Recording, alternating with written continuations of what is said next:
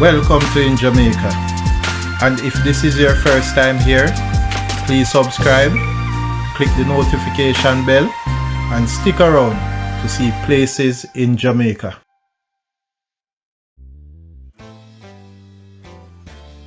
This video is aimed at giving you a general overview, but you can check the video description for added information.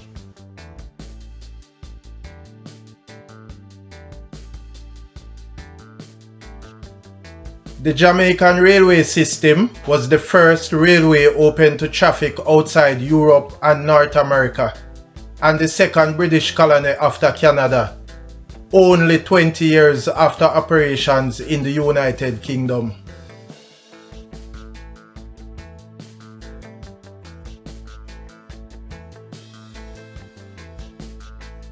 The train below is a bauxite train located near the Noranda Bauxite Limited in Discovery Bay, St. Ann, Jamaica.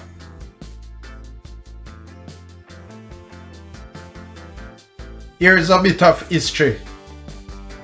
Up to the early 1840s, there were no railways in Jamaica, as the Jamaican government did not have sufficient funds for this venture. Two English brothers, William and David Smith, asked the government to allow them to build the railway. This was to become the first railway in the British West Indies. They began building the railway in 1844 under the name Railway Company across the Ligani Plains from Kingston to Spanish Town, some 14 miles long. By 1845, the railway was completed and was subsequently opened on November the 21st, 1845 by the governor, Lord Elgin. The first engine was called Projector, and it was run on steam. People lined the road cheered and waved as the train went by at a slow pace. Projector and Patriot were the first railway steam locomotive to be seen in Jamaica.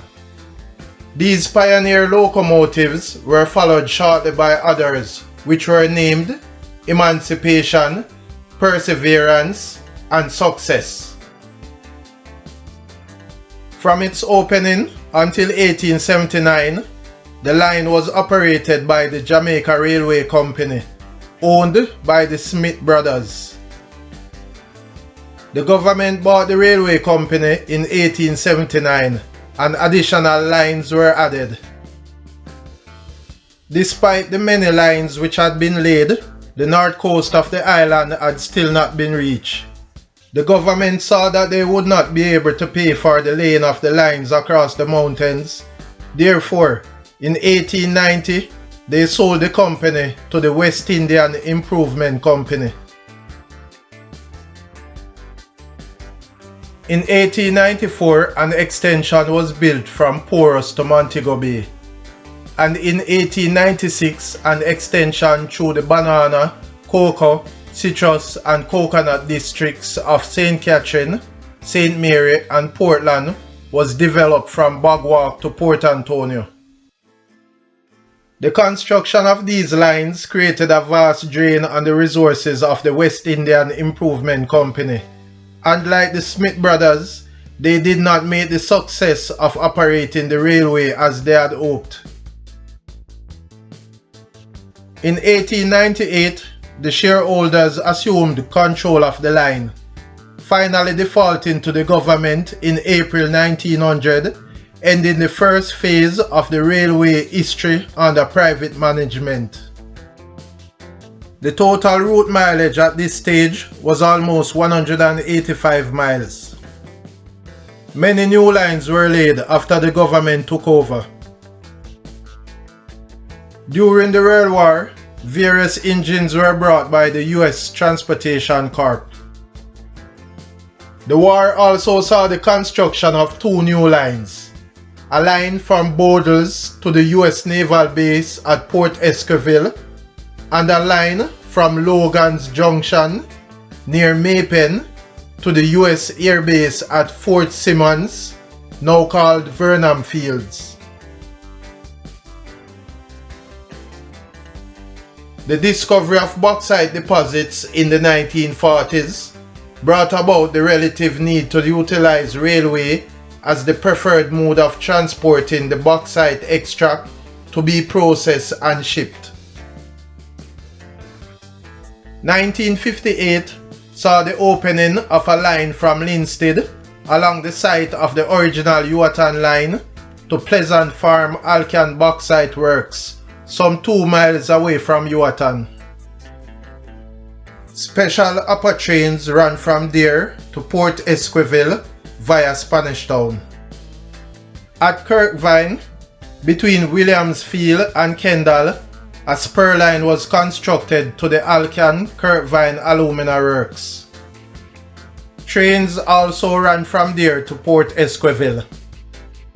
From the 1st of May 1960, the Fort Simmons line was closed and uprooted, as the upper 3 miles of lines had been taken over by Alcan Jamaica Limited, which set about constructing a line from Woodside to Moko area of Clarendon to carry bauxite to Rocky Point. At Jacob's Hut, where the Montego Bay lines crossed the Mandeville Main Road, the new lines met both. This crossing had already been the scene of many road/rail crashes, and as a result, flashing lights and boom barriers were installed to protect the crossing. The Woodside to Rocky Point line, owned by Alcan, but maintained and operated by the Jamaica Railway Corporation, was brought into use in July 1963. Apart from the Jamaica Railway Corporation lines, there were also a number of other railway lines in the island. Leading among these was the Kaiser Bauxite Company Railroad, a standard gauge line running from the bauxite mine at Fellowship near Mandeville to Kaiser's loading place at Port Kaiser near Alligator Pond. In early 1966, the Jamaica Railway Society was formed. In October 1992, public rail transportation service finally ceased operating in Jamaica, although bauxite industry continued to operate in parts using Jamaica Railway Corporation lines. Public passenger service resumed in the island for the first time since February 1992, when an inaugural train operated from Maypen to Linstead on April 16, 2011. The railway service has again proven to be inefficient and is therefore again on hold. The Jamaica Railways have 2 serious accidents. On the 30th of July 1938, a passenger train was heading from Kingston to Montego Bay. The engine jumped the rails at Balaclava and embedded itself into the mountainside, followed by coaches which were forced on from the rear. 32 people died and over 70 were injured. On the 1st of September 1957, a diesel-hauled train of 12 wooden carriages leaves Kingston for Montego Bay. The outboard journey had 900 passengers on board, correlating with the design limit of the 80 passengers per carriage. However, the return journey had 1,600 passengers loaded at 130 to 150 persons per carriage, including hundreds of members of the Holy Name Society of St. Anne's Roman Catholic Church, hundreds of pickpockets, and their targets the tourists, who made up 1,000 of the total passenger loading. At 11:30 p.m. near Kendal, Manchester, 3 shrilled whistle blasts signaled that the driver had lost control of the train, and it derailed minutes later at speed. 200 people lost their lives and 700 sustained injuries in the worst transport disaster in Jamaica's history, and the second worst rail disaster in the world at the time.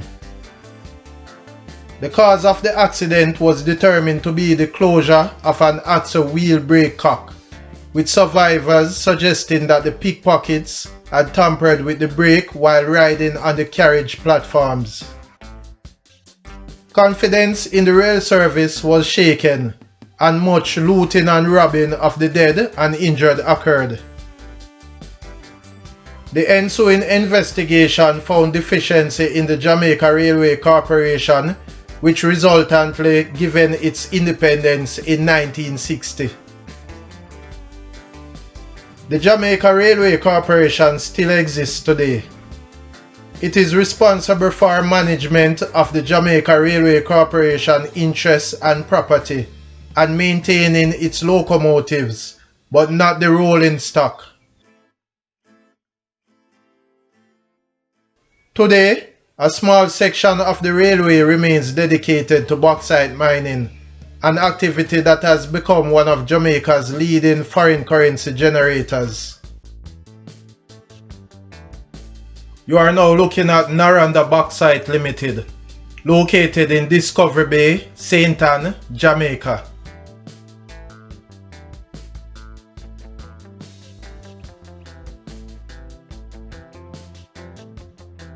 Please remember to subscribe to In Jamaica.